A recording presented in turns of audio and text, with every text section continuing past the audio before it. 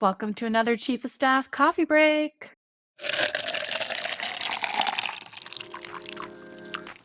This week, I thought I want to share with you the two distinctions or two flavors that Chiefs of Staff come in my experience.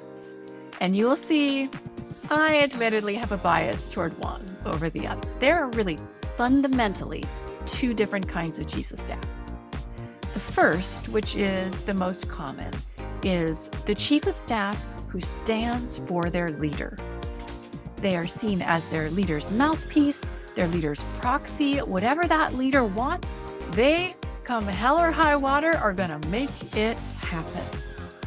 Other Chiefs of Staff, what I think of as the more uncommon and frankly more valuable type, they do not stand for their leader. At least not for their leader alone. Instead, these Chiefs of Staff, they stand for their organization, for the whole organization. That includes the leader, but it's not exclusive of the leader. They are seen as somebody who cares deeply about the leader and about the team. They care enough to speak up when the leader is headed in the wrong direction. They will help members of the team, members of that company or organization understand what the leader's perspective is and why. And they will advocate for people on the team and for perspectives on the team that leader might not currently be hearing as well as they should. And that's not an easy thing to do. That is not an easy skill to have. But that type of Chief of Staff is just remarkable in what they can do for your organization. So when I'm coaching a Chief of Staff, that's typically what I'm trying to bring out or enhance within them. I want them, even if they're the Chief of Staff of a functional organization, for example, they're Chief of Staff of marketing or go-to-market or Chief of Staff of the HR team.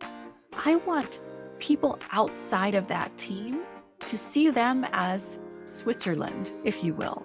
I want them to see them as an objective, neutral party, someone who cares about their function and cares about their functional leader who they support, but who at the end of the day cares too much about that leader to let them go off unaware that they're headed in a direction that the rest of the org isn't supporting or that isn't pulling in the same direction as everybody else.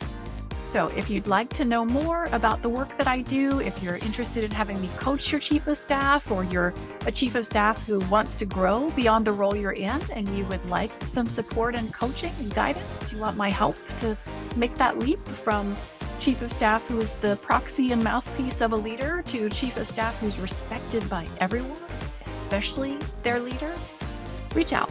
There's a form on my website. It's an easy way to get in touch, and let's talk about working together.